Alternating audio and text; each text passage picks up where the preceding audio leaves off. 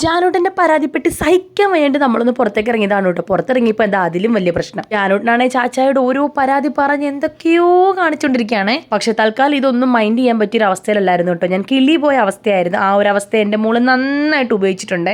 എന്തൊക്കെ കുരുത്തൊക്കെ കാണിക്കാവോ അതൊക്കെ എൻ്റെ മോള് കാണിക്കുന്നുണ്ട്. ഞാൻ അതൊന്നും തൽക്കാലം മൈൻഡ് ചെയ്യുന്നില്ല. കാരണം പീരീഡ് പെയിൻ എനിക്ക് താങ്ങാൻ വയ്യാതിരിക്കുകയാണ് കേട്ടോ. പിന്നെ എന്തിനാ ഞാൻ ഈ ഒരുങ്ങിക്കെട്ടി പുറത്തേക്ക് വന്നെന്ന് ചോദിച്ചു കഴിഞ്ഞാൽ എൻ്റെ ഈ കിളി പോയിരിക്കുന്ന അവസ്ഥയൊന്ന് മാറ്റാനായിട്ട് ഏട്ടൻ കൊണ്ടുവന്നതാണ്. വെയിറ്റ് എൻ്റെ മോൾ ഇതിനിടയ്ക്ക് എന്താണ് ഇത്ര കാര്യമായിട്ട് ചർച്ച ചെയ്യുന്നതെന്ന് അറിയാമോ? ദാണ്ട് ഈ കിടക്കുന്ന സാധനത്തെ പറ്റിയാണ്. നാട്ടിൽ വന്നപ്പം തൊട്ട് പെണ്ണിന്ന് തുടങ്ങിയ പ്രാന്താണ് കേട്ടോ. താറ് താറ് താറ്. ഒരു മുട്ടായി വാങ്ങണം എന്ന് പറയുന്ന പോലൊക്കെയാണ് കേട്ടോ. അച്ഛൻ നമുക്കൊരു താറെടുക്കണം എന്നൊക്കെ പറയുന്നത് ഭയങ്കര കാര്യമായിട്ട് അതിനെപ്പറ്റി എൻ്റെ മോള് ചർച്ചകൾ നടത്തിക്കൊണ്ടിരിക്കുകയും കെഞ്ചുകയൊക്കെ ചെയ്യുവാണ് കേട്ടോ. പക്ഷെ അപ്പോഴും ഞാൻ അതേ കിളിപോയ അവസ്ഥയിൽ തന്നെയാണ് കേട്ടോ. അപ്പൊ നമ്മൾ ഈ പ്രാവശ്യം ഫുഡ് കഴിക്കാൻ വന്നത് നമ്മൾ സ്ഥിരം കഴിക്കുന്ന ആ ഒരു സ്പോട്ടിലല്ലായിരുന്നേ.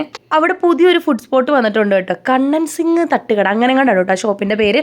അപ്പൊ അവിടെ കബാബ് ഒക്കെ ഉണ്ടെന്ന് അറിഞ്ഞിട്ട് നമ്മൾ കയറിയതാണ്. അപ്പൊ കബാബ് എന്നും പറഞ്ഞ ചേട്ടൻ നമുക്ക് ചിക്കൻ 65 ഒന്ന് പറ്റിച്ചിട്ടുണ്ട്. ഈ ചിക്കൻ 65 കബാബ് എന്നൊരു പേരുണ്ടോന്ന് എനിക്കറിയില്ല കേട്ടോ. പക്ഷെ ഞാൻ കഴിച്ചിട്ടുള്ള കബാബ് എന്തായാലും ഇങ്ങനെയല്ല.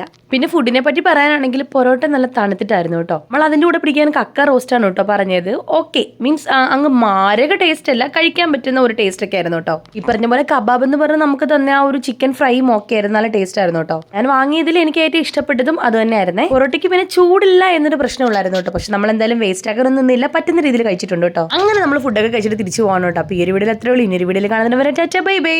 പിന്നെ ആ ചാനലൊന്ന് സബ്സ്ക്രൈബ് ചെയ്തേക്കണേ.